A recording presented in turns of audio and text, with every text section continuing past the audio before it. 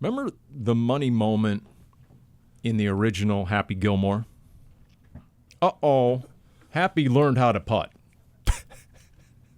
What happens if the Arizona Cardinals 2025 have learned how to finish? Let that hang in the air on Cardinals Underground, brought to you by Pacific Office Automation. Paul Calvisi, Darren Urban, and incredulous Dani Sureck. Happy Gilmore. Have you seen the remake of Happy Gilmore, by the way? Wasn't it a sequel, not a remake? True, sequel. You're right. Happy Gilmore 2. You're right. I'll be honest, I saw Happy Gilmore a long time ago. It was fine. I do not recall. That's how I feel. I did not see the sequel. Darren. I saw the sequel and I also just felt fine. Honestly, it was a movie where I was like, ugh, do I have to finish this? And I didn't have that much time left, so I did.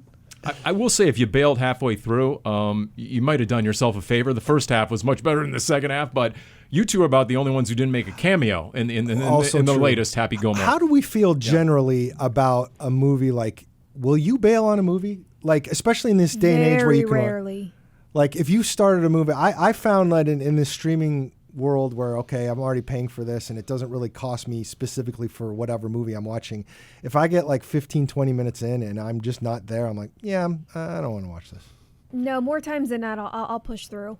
I think the only movie I ever walked out of the theater was Blues Brothers 2000. The next Blues Brothers, like 20 years later, and Dan Aykroyd, man, did he do a disservice to that whole legacy. I'll be honest, I never walked out of a theater. I'm talking about like if I'm sitting and streaming. I've never actually walked out of a theater. So my analogy is that, okay, wait a minute. You can have every club in the bag, but if you don't have the putter in golf, if you can't finish, you're not going to win. Same thing in the NFL and football, right? You can have every club in the bag. You can have the offense. You can have the defense. All three phases. You can have the run game, the pass game. You can stop the run. But if you can't finish in the NFL, you got to close for dough. Is that what you're saying, Paul? It's drive for show, putt for dough, Darren. Yes, well, I know, but you don't putt in the NFL. So if all of a sudden, maybe, just maybe, the Cardinals have, wait for it, learned how to win. True or false? Is that a real thing in the NFL? Dani, I put it to you. Can a team learn how to win? Do they need to learn how to win?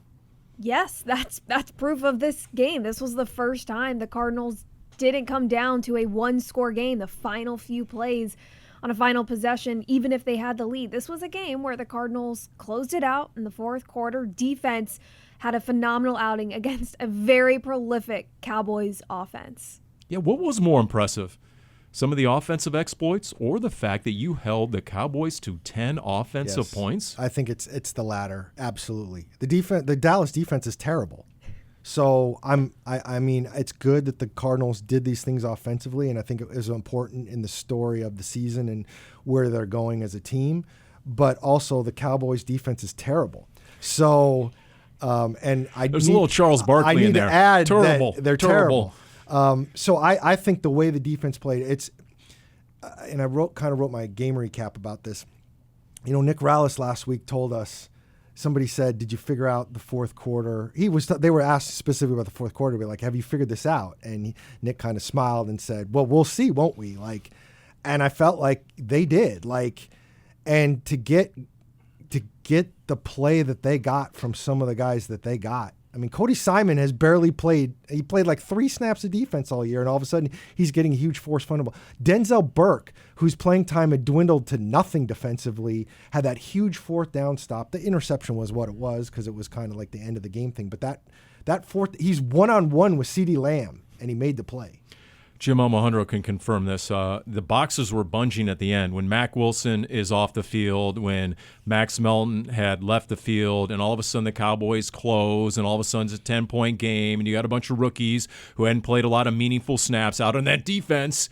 Yes, the concern factor was high at that moment. Going into that game, the first 3 quarters, the Cardinals had allowed 78 points and 76 in the fourth quarter alone. Fourth quarter had been a struggle, and the Cardinals closed it out. Of their 5 sacks, 3 of those came in the final 15 minutes. They had 3 turnovers, and that's something where to a certain extent, it's a little bit of luck, right? But in the past couple of weeks, the Cardinals have had opportunities for interceptions to recover fumbles, and they haven't executed on them. So to have 3 forced turnovers in a game where you had complimentary football and the offense put points on the board after those, that is what we haven't really seen yet this season. We've seen bits of it. We've seen good parts of the offense, good parts of the defense.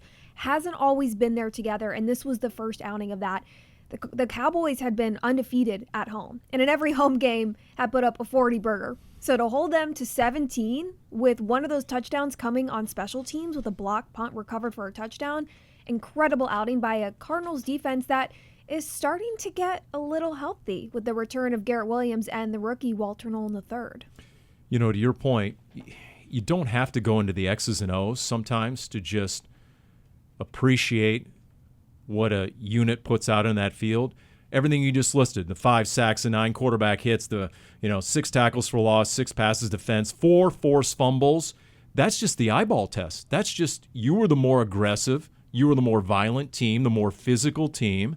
I wrote down in my notebook over here at one point, I just put attack mode. It just seemed like the Cardinals defense was much more in attack mode. Which is all the more impressive coming out of the bye week, because you have an extra day, first of all, with the Monday night game, and then you're coming out of the bye week where it's easier for teams to kind of be sluggish to start the game. You haven't really practiced mentally. Are you still in it? So to come out, score on the first drive, well, on offense, actually on the first drive on defense, you have a goal line stand and you keep the Cowboys out of the end zone. I mean, that was impressive to me, is to have the start they did coming out of the bye week. I will say this. The 4th down stop was impressive. I'll be honest, I got very nervous right out of the box with their start with the defense, because Dallas went through them pretty easily. Some easy runs. But they did get the 4th down stop. And it's funny, I've heard some people talk about why Dallas went for it there. Why wouldn't you just kick the field goal that got them off to a bad start? But, I mean, if you're the Cowboys, and I don't know if I mentioned this, but their defense is terrible, you might be thinking you got to score a ton of points, so we're going to go for it here on 4th down, because field goals aren't going to do it with the defense that we have. But I agree. The defense was fantastic. And I think, to me, and you guys can, of course, disagree because you often do, I think if this defense – thanks, Paul – I think if this defense can play at that kind of level, I think it completely changes the equation of what we could be looking at going forward. Now, again, wins are wins. They have to finish in the 4th quarter every week. And this week is, there is not a football team playing better in the NFL than the Seattle Seahawks. And now you got to go to Seattle. But defense travels. And if the Cardinals defense can play at that level and slow Sam Darnold a little bit, all of a sudden with a decent offense, hey, this Cardinals team looks kind of what we thought it might look like coming into this season. A really good defense and an offense that keeps you in games. Yeah, over on Game Plan in the TV studio, Dani, I started the segment with AQ Shipley. Wait a minute, ESPN's debating whether Seattle, the Seahawks, are not only the best team in the NFC West, but the best team in the NFC. And we'll get to Seattle here in a little bit. And we'll get to the quarterback question here in a little bit. But I want to drill down a little deeper into the Cardinals defense, the how and the why, and whether it's sustainable. Because if you're telling me that Walter Nolen III is legit and there's no reason to think otherwise, and did we not talk about this last week?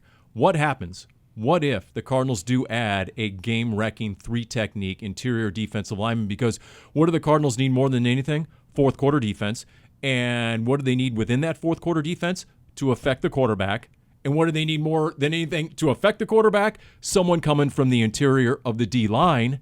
And from the moment Walter Nolen III, 1st and goal at the 7, to reference what you guys were just talking about, that first Dallas possession, and he has the TFL for -2, exactly how Calais Campbell explained it in mandatory minicamp, that he has the, quote, lateral quickness to go backdoor and make a TFL, and not many guys can do that. Well, the rookie just did that. The lateralness, the twitchiness, how agile Nolan was, that was all on display.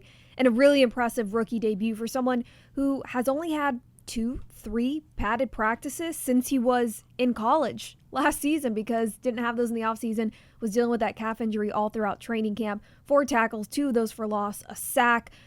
Campbell said post-game he's gonna make sure that Nolan's head doesn't get too big, but if this is the starting point, this is the floor, holy smokes. Yeah, it's one game, but boy, does that look like a hit.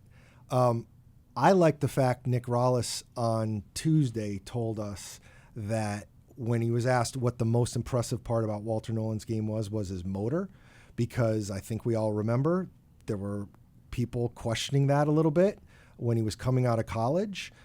And quite frankly, some of us have a little bit of PTSD when it comes to Robert Nkemdiche. Oh, boy. And for a guy to have motor, for a guy to play 37 snaps when he's barely had any practice, what Nick Rallis had said last week, it doesn't look like he's been getting tired. His stamina seems pretty good. And Nick Rallis said after this game, even when he was tired, he was clearly fighting through it and doing things. I mean, he had the early tackle for loss, but the sack came in the fourth quarter. The pass batted down came in the fourth quarter. I mean, this is winning time. And he was there for that, and he's got a great person next to him in Calais Campbell. Calais Campbell admitted, he goes, I didn't quite frankly think I had the juice to get those last 2 sacks, and then he still did. And one of them, he just manhandled his blocker and just threw him to the side. And I'm like, you've just played the most snaps all season, and then on your last snap, you throw a dude aside and you get a sack? That is crazy. That was the last question in our post-game radio interview about Calais. You're sandbagging. Come on, you just keep sandbagging. It's like Larry Fitzgerald and his golf handicap, just sandbagging. I mean, he strays for Fitz. I mean, it's just, give me a light on that one. Okay. By the way, you know this, Darren. When Calais Campbell came out in the 2008 draft, yep, I know where you're going with. Why did he fall to round 2? Motor. He's playing. He might not have the motor, and he's in his 18th season, making his 250th career start. I feel like, and obviously I've not been around all the highly first and second round defensive linemen drafted ever, but it feels like every single one of them. What is the biggest question about them? Because if you're getting drafted that high, you obviously have the measurables. They think you can make those plays. It's always about want to and motor. And if you have it, you end up being Calais Campbell. And if you don't have, Jalen Carter for the Eagles. Now, he had some other things going on off the field, but also, does he have the motor to play? And I get it. These guys are big dudes. When you talk about motor with a 300-pound dude, sometimes it's tough to have a motor all the time. That's a lot of heft you're carrying around. You know what's interesting is, and Dave Pasch brought this up pregame in Dallas because he called 3 of his games, was that Walter Nolen played an inordinate amount of snaps in college. Yeah. He rarely came off the field. There wasn't no stinking rotation at Ole Miss. He was a mainstay out there a lot. So he is used to playing a lot of snaps. The other thing I'll say about him, and if you go to the Brian Baldinger breakdown, the great 3 techniques and defensive tackles always open up plays for other guys. And there were a number of plays where he got penetration, he was disruptive, and then Josh Sweat came in, or someone else came in for a sack, or someone made a tackle because Walter Nolen had blowed up the play coming off the ball. And if we go out to these, just the media portion that we can watch, we're allowed to watch, players know players. Did you guys not hear last week and the week before the other D lineman hooting and hollering about his get off? Well, they'd be like, woo, that kind of stuff. Hey, Walter Nolen, they are wide-eyed just watching him get off the ball. The best part about where we have to stand for open practice, we're right next to the defensive linemen, literally within 5 feet of them. So, as opposed to every other position, we get an up close while we're out there of the defensive linemen. And I will say, I am far from a scout, Dani, but even I can tell how quick he is off the snap. Immediately, his first practice back, that was something that caught my eye of, okay, he's not taking breaks, at least when we're out there. He's participating in every drill. He's getting every rep. And he looks fast. He looks twitchy. He looks all the things that we got a glimpse of earlier in the offseason we heard from this front office. Now, we will see. First of all, Dani noted Calais saying, okay, I got to make sure his head doesn't get too big. Also, hadn't played in the game. Seattle's got tape of him now. True. And you play like that, yeah, true. You're going to get the attention of the other team, and they're going to game plan for you a little bit. So now there's going to be the adjustment to the new guy, and Walter Nolen's going to have to figure out, how do I do some things if they double team me, or if they see this one weakness in me, and now they're going to attack that one thing. That's the next step. He does have a quiet confidence about him, though, a supreme confidence that, okay, this is not too big for me. So, and to listen to Budda Baker, even in the press conference to the media last week, say, oh, yeah, he could already tell So, look, once again, it's the one thing you needed above all else. And then I'll just throw this in and we'll get cultured. The return of Garrett Williams. Yes. I'm not sure I can explain it, but I liken it, and Dani, we had this conversation in the TV studio, to the Tyrann Mathieu effect. They're different players, but when he's in the secondary, everything is just more solidified. I'm just going to say, remember, I've been driving this Garrett Williams train for quite some time. I mean, look, the Cowboys were first, second, and goal wherever they were, and it was Williams who had a great PBU. He broke up the pass at the 3-yard line on Jake Ferguson. When Williams is out there are very few players who are smarter than him, and he has a very calm demeanor. That's something that the head coach was telling us, Paul, on game plan, is when he's out there and he's making adjustments and he's telling those around him the plays and the adjustments they should be ready to make. It's very calm, and that makes a difference when you're not stressed and you're yelling and everyone around you has enough time to, okay, this is what I need to do. This is how I can expect to defend what's coming my way. And to have Williams out there just elevates this defense so significantly, similar to a Budda Baker is what you have in Williams. I will be curious what Williams' role looks like moving forward. Played outside in college, didn't play outside as a Cardinal so far, but in training camp, we saw that quite a bit when they were already without SMB and Star Thomas. Max Melton left the game early with a concussion in the first half. And if Melton is not healthy enough to play in Seattle, what does that mean for the rotation? Now, opposite of Will Johnson, Denzel Burke, the rookie, had a great game. You've seen good things in Keitrell Clark when there's been a rotation. But is this the week in Seattle, who has very good weapons, similar to Dallas, that maybe we see Williams move outside more than we have so far? Were there any analytics as to the Cardinals' blitz percentage on Monday night? Was it higher than normal? It was high. Actually, Nick Rallis, I think, acknowledged that they blitzed more. And you could tell. Yeah, that's why I ask, if Craig Grillo would actually do the homework and figure out the analytics, we'd get an actual solid number around here. But the reason I bring that up is, A, attack mode. I think they were more aggressive. Yes. I think that was a bye-week finding, tweak, adjustment. But number two is, how much more comfortable are you bringing numbers of your Nick Rallis when Garrett Williams is back there? Because not only, he's quick at getting the calls out too, right, Dani?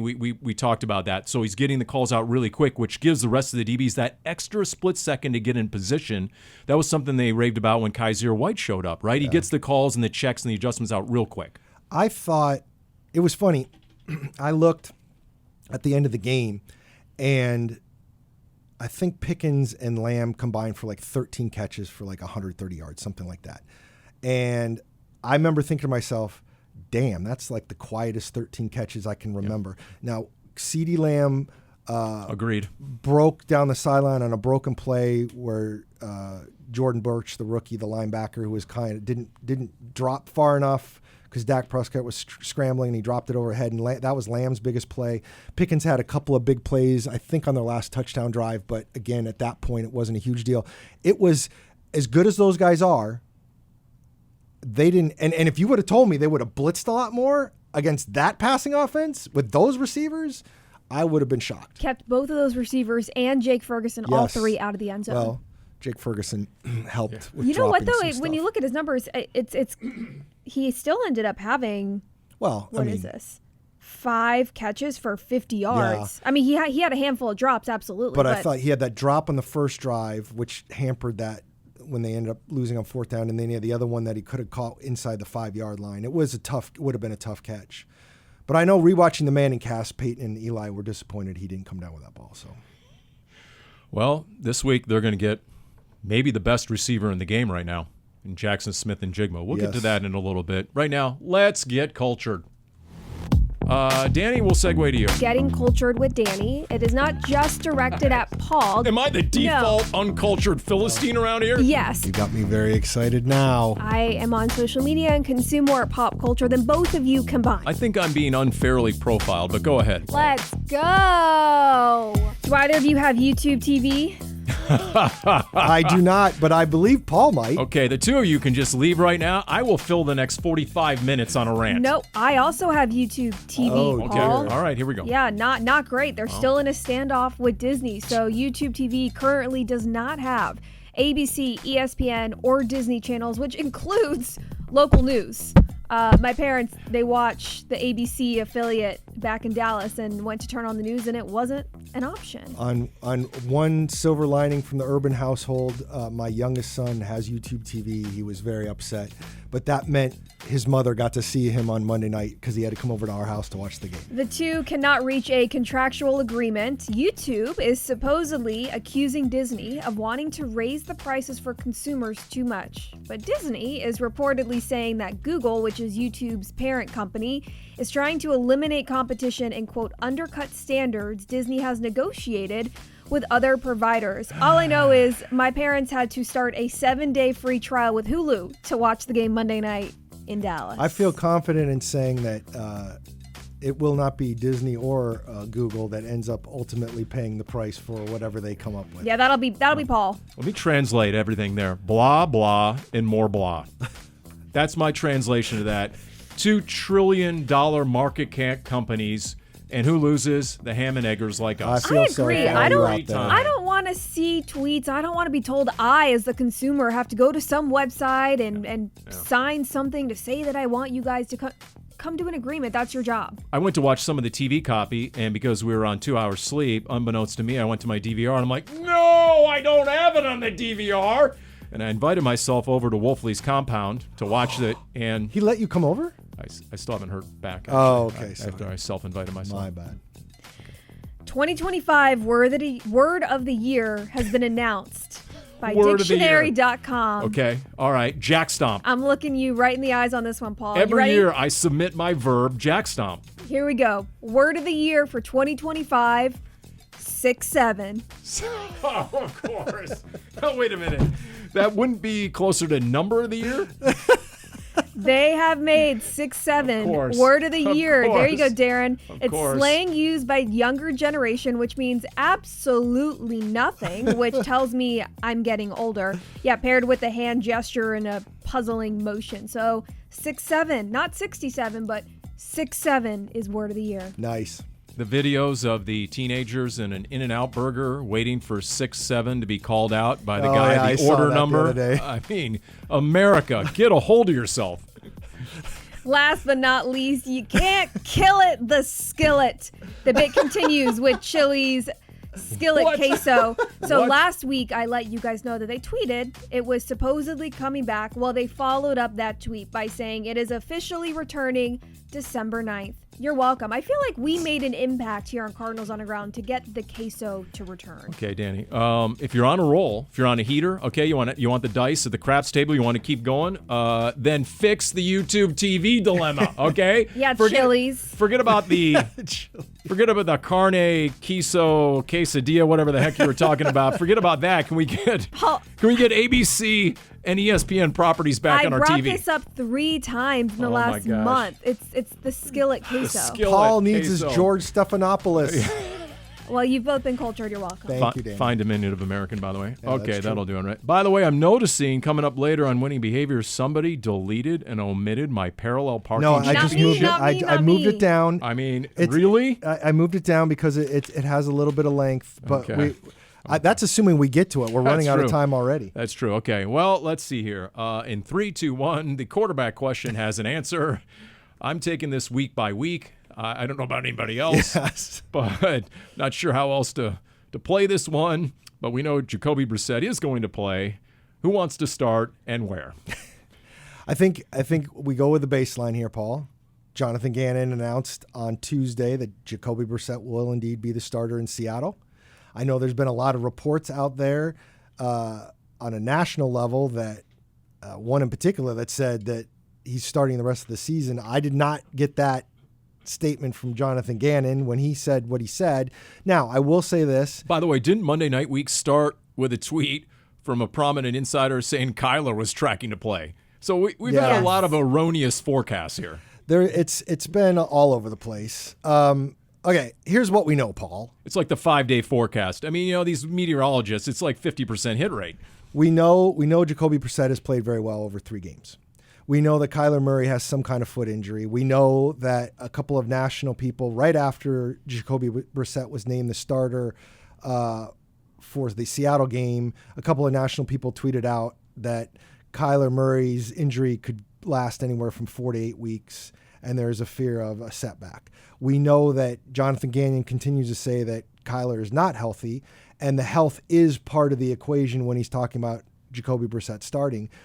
But we also know that, and he kind of intimated this in his press conference and then said it again on his Arizona Sports Radio spot, that Jacoby Brissett's play and where the offense is does play a role in Jacoby starting as well as the injury. So it's not simply injury related. It's a nuanced situation. There's no doubt that this offense is playing well with Brissett. I mean, they're averaging 5+ points per game more than they were with Kyler Murray. That's not to say that one is a good quarterback, one is a bad quarterback. That's just you're riding the hot hand. Now, the health is still a factor, right? It's not just as simple as, oh, okay, Brissett's playing really well, so we're just going to bench Murray. That's not the case. That's not what is happening. It's a nuanced situation, but Darren is right. We should make it clear that it was not stated that Brissett is the starter moving forward. It's Brissett is the starter for Seattle, and that announcement was made 5 days before the game because Gannon said that he felt like it benefited the team from a game plan situation of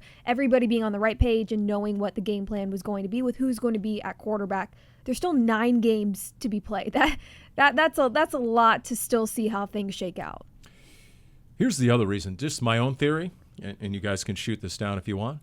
But Tuesday morning, there's the good and the bad of playing on Monday Night Football. There's the good and the bad of playing the Dallas Cowboys. The good, you have 100 million people watching your game. And when you win, it's all good. Yes. It's even better to beat down Dallas, which the Cardinals have made a habit of. Also true. 4 in a row, 8 of the last 9. And then it's funny to watch the blowback from the Stephen A. Smiths and the other guys wearing the cowboy hats, right, and all that, Dani. So okay. Would you get a pink suit like that, Paul? And so I'm going to promptly ignore that. Don't even think about turning on the light on that one. But here's the downside, is that because they're talking about the Cowboys and Monday Night Football, you get included when you have a quarterback question. So you couldn't miss the Tuesday morning coverage. There were the Cardinal highlights of beating down Dallas, but then there was also the quarterback question, and there were the lower third graphics. You know, who's going to start? You know, is there a controversy? You know, take sides. There's all the debate on every ESPN platform. So if I'm a head coach, there's that D word, distraction. So, right? And the last thing you want is something distracting or detracting from your game prep. We were on to Seattle. So to me, they might have noticed that Tuesday morning, said, you know what, let's get ahead of this. Let's extinguish this, and let's make it known that there is no quarterback question this week. It's going to be Jacoby Brissett. Everyone can pipe down with the hot takes. In the absence of information, what do you get? Speculation. Let's extinguish the speculation. And guess what? We're just worried about beating a really good Seahawks team. And we don't want any more of these stinking, pesky, quarterback questions because now when it gets posed to every single guy in the locker room, that's another way it becomes a distraction. So to me, I think that was all part of the master plan. Does that make sense? It does. Now. What? Now. I was expecting more. I mean, Dani she just agreed with everything Paul said. That's good. Here's my question. How much more upside is there in Jacoby Brissett? Safe to say, I think he's surprised most, especially Cowboy fans, who watched him carve up that defense. Now, he's not the only quarterback to carve up that defense. Is it because it's terrible? Oh, sorry. That's TUR. But think of New England last year, Jacoby Brissett. I was thinking about this late in the game. When New England came to the Cardinals week 15 last year, that was an awful roster. They had Drake May, they had Christian Gonzalez, and Jack to the squad. They had nothing. And so there was Jacoby Brissett the first 5 games of last year in New England behind an awful offensive line with 0 weapons, no run game, and the 3rd pick in the draft looming behind him. So at some point it was inevitable. Tick-tock, he's going to get replaced. He did for week 6. Now he came back in week 8 or 9 and led a ridiculous comeback when Drake May went down with injury.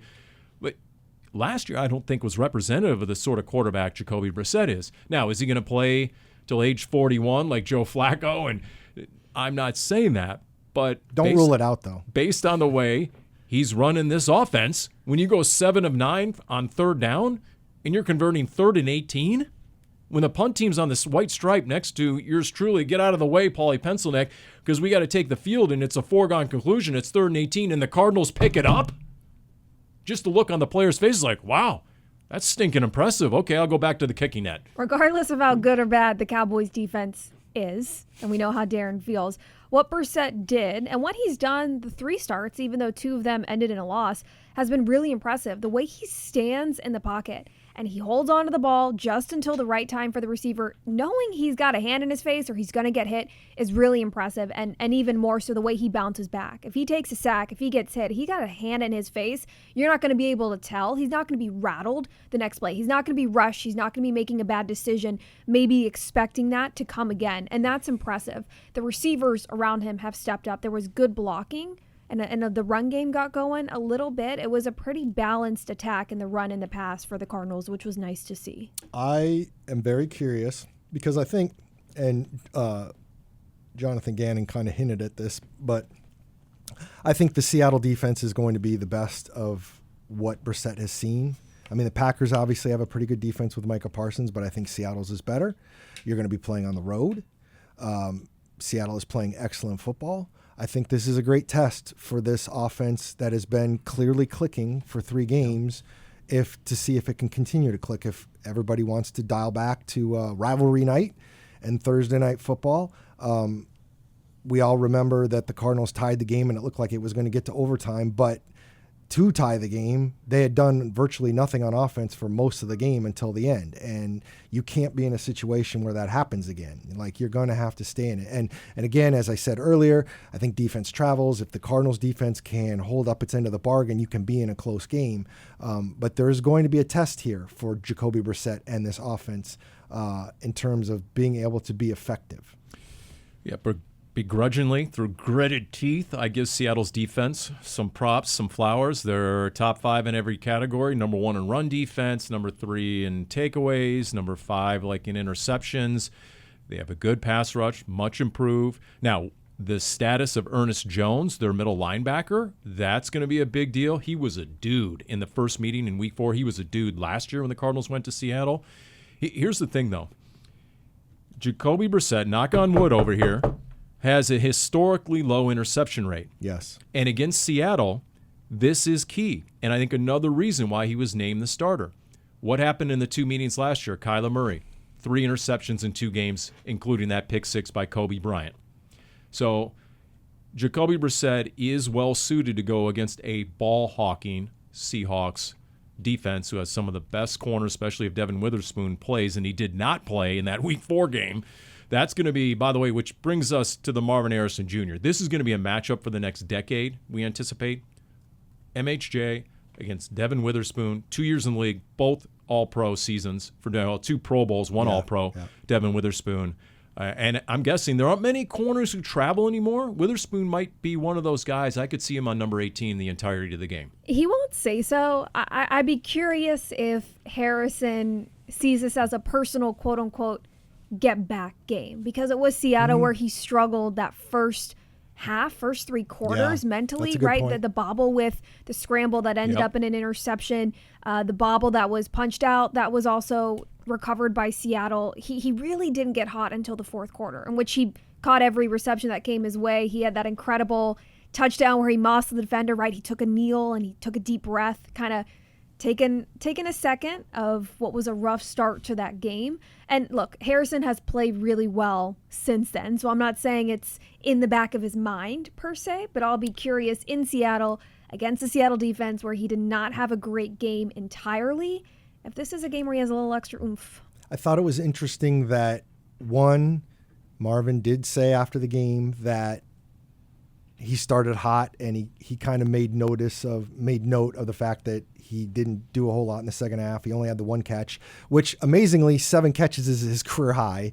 When he got to 6, I'm like, somebody said he ties his career high. I'm like, what? Yeah, that is remarkable. So 7 catches, let's hope he can do that again. But he was a little disappointed he didn't get that more than just the 1 catch in the second half.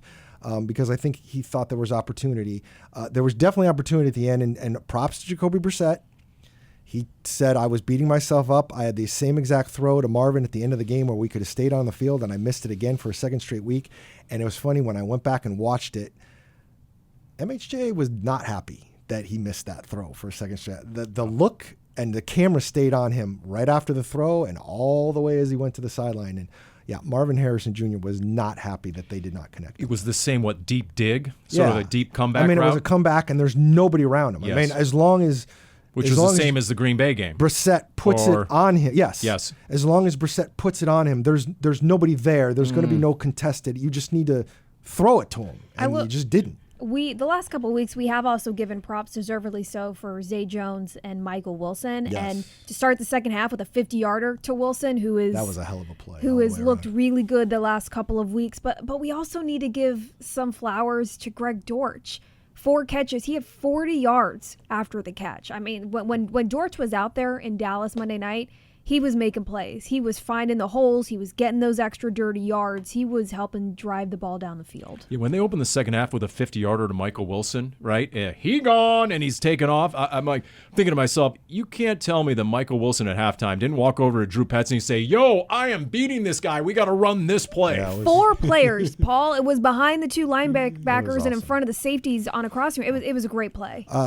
We had some peanut gallery speaking up.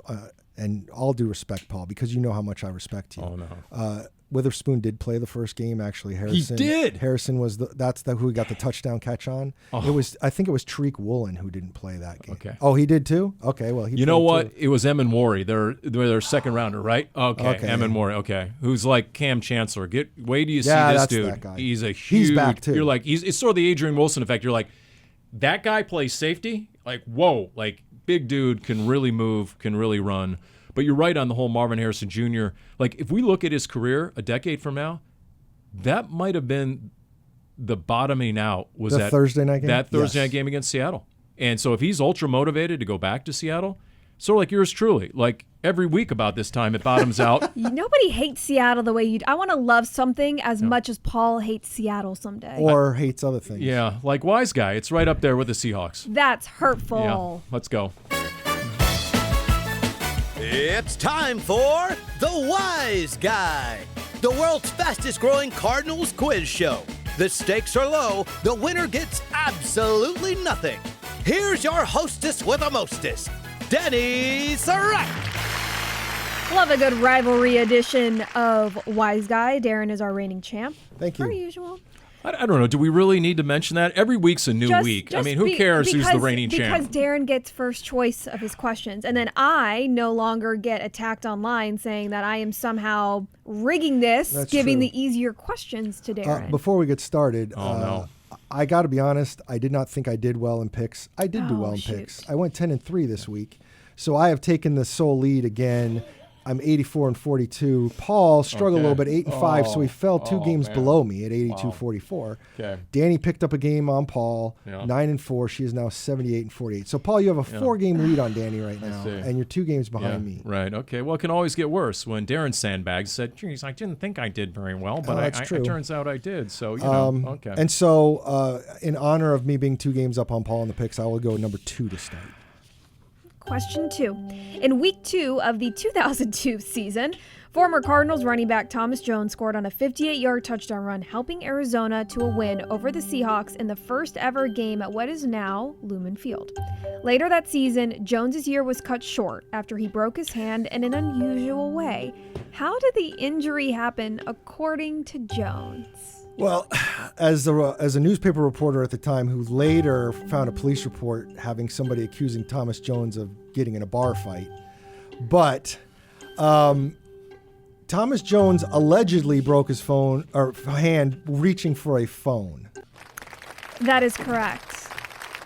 Let me guess, Paul, you knew that answer? Yes, I did. That would have been a heck of an urgent phone call. I've always thought the same thing. I mean, that had to be really urgent. That'd be the bat phone, the red phone ringing. Back then, the phones were heavier, right? You had to press buttons. You had to do more work to answer the phone. You know, you're a big-time football player. You do everything with a purpose. So you reach for that. Okay, let's go. I mean, seriously, that one right out of the gate. Oh, my goodness. Now I got a big hole. You know what? Like JG says, you got to punch your way out. Let's go. Pick a question, Paul. I'm going to go Buddha Baker. I'm thinking 3. The Legion of Boom was a nickname given to the Seahawks defensive backs during the 2010s. Okay, here we go. The two cornerbacks from the original group were Richard Sherman and Brandon Browner. Name the two safeties who completed the group. Oh, yeah. Okay. Come on, Paul. You This gotta is get easy. this. No, I know. Paul. Well, I laugh because it's the Earl of Middle Finger. Yes. His last game for the Seahawks against the Cardinals was at State Farm Stadium, and he was right in front of the Cardinals bench being carted off, giving a one-finger salute to Pete Carroll, which was an all-time top 5 moment in my sideline history. Also true. So Earl Thomas and the aforementioned Cam Chancellor. Correctamundo, Paul. All right, here we You're go. still in it. Okay. Number 1, Dani. This legendary actor and philosopher who once trained Kareem Abdul-Jabbar in martial arts, studied at the University of Washington, and was buried in Seattle after his death in 1973 at the age of 32. Time magazine named him one of the 100 most important people of the 20th century. Could you repeat the question, Darren please? looks incredibly puzzled. This legendary actor and philosopher who once trained Kareem Abdul-Jabbar in martial arts, studied at the University of Washington, and was buried in Seattle after his death in 1973 at the age of 32. Time magazine named him one of the 100 most important people of the 20th century. Bruce Lee? I don't know. Correct! Oh, my God. Wow, what a guess. Yeah, I had that one. I was going to throw out for fun Jimi Hendrix, but he died when he was 27, obviously. So, yeah, it was Bruce Lee. Yeah. Okay, I question didn't 4, know Paul. he died quite that Yeah, young. I don't know if you attach the word philosopher to Bruce Lee. That's a new one, but Don't okay. tell here we Kyler go. that. Here we go. Paul, be, you be get water, Paul. Be water. you get this correct. We go to a tiebreaker. Okay. Lock in. I mean, if Bruce Lee's a philosopher, Miley Cyrus is a philosopher. The whole I came in like a wrecking ball, which I'm going to use for Walter Nolen going, that has nothing to do with anything. You won't Go get ahead, any Dan. Miley Cyrus slander out of me, Paul. Okay. In a viral post-game interview with Aaron Andrews after the 2013 NFC Championship game, Seahawks cornerback Richard Sherman said he was tried by a, quote, sorry receiver. That's right. Who Yeah. was he talking about? Easy peasy. Aaron Andrews, one of the best on the sideline. Yes, Michael Crabtree. Former Cardinal. And we are going to the tiebreaker, ladies and gentlemen. I believe What do you recall from Michael Crabtree's Arizona Cardinals era, Paul? There was nothing on the field of note. No. There were interviews in front of his locker where, let's just say, he wasn't happy to see us. Also true. Okay. I believe the last tiebreaker, if my memory serves me correct, was Indianapolis, where Paul guessed the price of the famous St. Elmo shrimp cocktail on the nose, 1995. Not just a ding, a double ding. Yeah, light that Here we lamp. go. Okay, here we go. Tiebreaker. Write down your answers. How many career sacks does Calais Campbell have against the Seahawks? Oh, I should have read the press release. No, I'm really regretting it. Dang it, and more dang it. How many career sacks on does now. Calais Hold on. Campbell have Oh, for Christ. against the Seahawks? If only this computer was up. Darren has shown me his answer. Career against the Seahawks. Okay, let's see. He had a 3-sack first half. Okay, I'm going to go... Okay. When you're ready, Paul, say your answer. I think Paul's going to win. 17.5. Oh, this is so close. I said 17. And the answer is 13 and a half. No, and more no. The brutal part about it is I wrote 17 and added the 0.5 just to be funny. I said 17. I'm in my head. I'm like, that's way too high. Way too high. Oh, Wow. that breaks my Okay, heart for you, that's funny. Paul. Oh, goodness gracious. No, it's hilarious that we come up with the same numbers two That is times in a row. crazy. That's amazing. Oh my goodness. It did feel like for a while there, though, that Calais would just light them up every single time, especially in Seattle. Yeah, the way he gets fired up in that crowd. I mean, Well, with the dude and on the the sign corner. guy. Yeah, that was another all-time sideline moment. Was Yes. and someone got video of it, right, where the sign guy is looking right, and Calais is coming from the left, and at 6'8", he had the wingspan, the right to be able to reach up, take it, and rip it in half. For which Calais apologized later. He Of never- course. I mean, never, come on, never man. apologized. Did Baker Mayfield apologize when he ripped it from him earlier this right. year? That's right. I got to send out a few of the picks from years past. And the guy, let's just say, would be well served by spell check. He has had some brutal I think that's part of the bit. misspelling. Paul. Maybe it is. I'm not really sure. I will say I I am a little bit in denial about Seattle supposedly fixing their offensive line. Yeah. Gray Zabel's a dude. He's going to be a fixture for a good decade at left guard.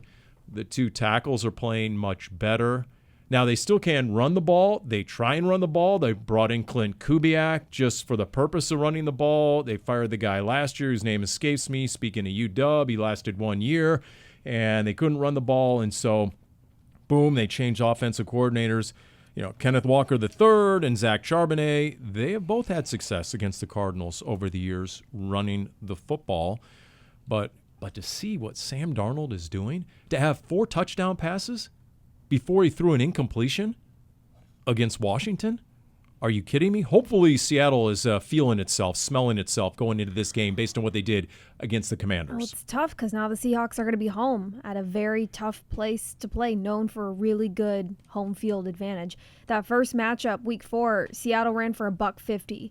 Now, again, the Cardinals have gotten a little bit healthier since then and have done a nice job the last couple of weeks stopping the run, but this is another well-balanced offense who is a threat in the passing game. They've got a good quarterback who is protecting the ball well, and then they've got the run game. So it's going to be another challenge for this Cardinals defense, but coming off a week where they, to a certain extent, kind of manhandled the Cowboys offense in terms of keeping them out of the end zone for a team that nobody else could really do this year besides maybe Denver, you hope that builds some confidence going into Seattle and that, this offense who is starting to get things together. Things are starting to click. This is going to be a tough challenge against a really good defense. It'd be nice to have Max Melton. We don't know his status. Jackson Smith and Jigba, he's tracking to top some single seasons by Jerry Rice. I mean, it's insane if you extrapolate out what he's doing. He could be the first ever receiver to get 2,000 yards receiving in a season. You know what, though? That first matchup, I don't remember JSN being a name that was called very often. He had 4 catches for 79 yards, but he didn't. Fourth quarter. He came alive in the fourth quarter, if memory serves. But for the first 3 quarters, the defense contained him. And you better double-check that because I had Witherspoon out of that game, so you better double-check my recollection on that one. But it was a long time ago, Paul. Here's the other name. Rashid Shaheed comes over in a trade. Will Johnson we had on the Big Red Rage last week, and I asked him, I said, how often do you think about the interception that wasn't? And he said, every day. He said, yes, it still grates at him a little bit because it was such a great play. Johnson ran that route, honestly, better than Shaheed did week 1 in New Orleans, and unfortunately a penalty negated that interception. What a great game, great debut for the rookie cornerback. But yeah, look, Seattle adds some speed. That is a true speedster in adding Shaheed, and even though he'll have a short week with Seattle, I mean, I'd imagine he's still going to have a role big enough for this Cardinals defense to focus on. What was interesting it was Indianapolis. Mack Wilson Sr. was mic'd up, and that's where he had the interception. And by the way, he was wearing the turnover buffs, Will Johnson, which guys are doing now. 3 takeaways. Guys are doing that on the sideline this Monday night. It's a thing. It got some Monday night play on the cameras there. But what was just as intriguing was at one point during the mic'd up during that game, Mack Wilson Sr. went over to Will Johnson and sort of sitting there kind of looking bored because he was. And he said, that's what happens as Mack Wilson Sr. That's what happens when you're the highest rated corners. No one's going to try you. So teams have stopped throwing at him. In New Orleans week 1, Spencer Rattler was going to Johnson quite a bit. Yeah. And then since then, pretty quiet. So, isn't that lovely, though, to have that kind of guy? Pro Football Focus has Johnson as the 8th highest graded cornerback right now. Again, the rookies, we talk about the rookies. We obviously talked a lot about Walter Nolen. We mentioned Burke. We're now talking about Will Johnson. Cody Simon gave them something. It's been up and down for a lot of these draftees the last couple of years. But that Dallas game, when you're leaning on those guys and they're coming up big, I mean, we talked about Garrett Williams. That's a guy who was drafted, obviously. Marvin Harrison.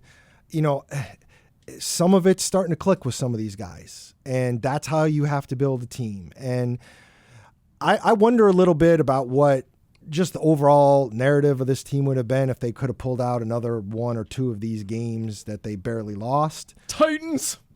But we are where we are, and there are some good football players on this team, guys that they've drafted, finds that they've made. I'm going to go here because I know there's still some very heated people. They got Emari Demercado as an undrafted free agent. He had a hell of a game Monday night.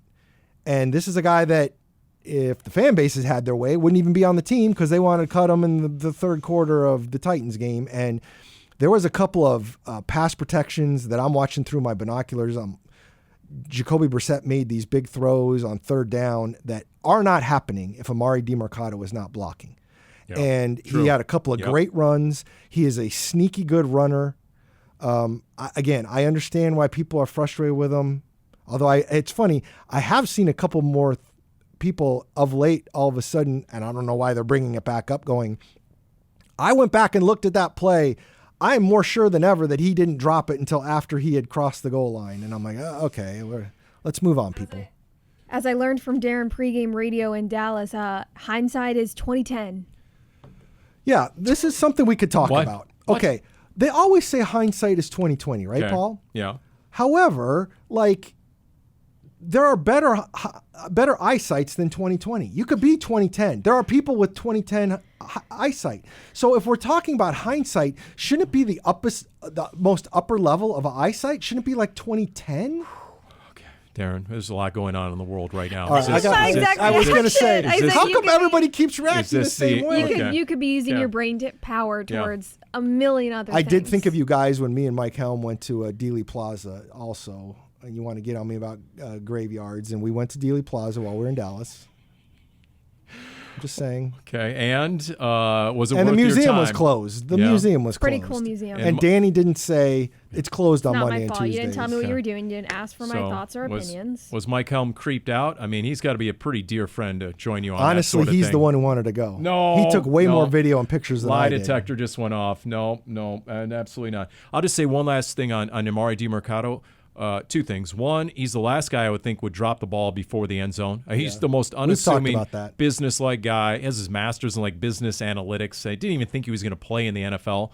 And then number two, if you want to appreciate a blocking running back, first off, what Javonte Williams did for Dak Prescott, because the Cardinals were dialing up Budda Baker and Garrett Williams and different DBs. He did a heck of a job. Even he hit Mack Wilson on a blitz.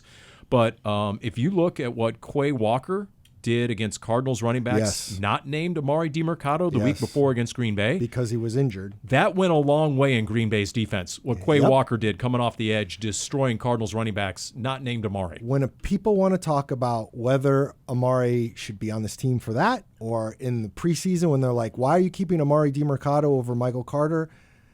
The blocking is a huge thing, people, and I've tried to make that point a few times, but he is really good at it. All-pro level good at that. All right, we're going up tempo. We're going to do a quick, no-huddle edition of winning behavior. I see you. Let's go. Can you display winning behavior? You have to consistently display winning behavior. That's winning behavior. You got to define what winning behavior is and hold people to that standard. Yes. All right, AQ Shipley went viral. Actually, his front yard went viral. This was so fantastic. His security video went viral. Even his wife and kids went viral because there they were as the young ASU punks who stole his Halloween decorations had to drop and give him 20 in the street. Classic Sun Devils. Am I right, Paul? It turns out, AQ found on his doorbell camera some students, some young men taking these massive, 10, 12-foot skeletons, Halloween decorations out of his front yard.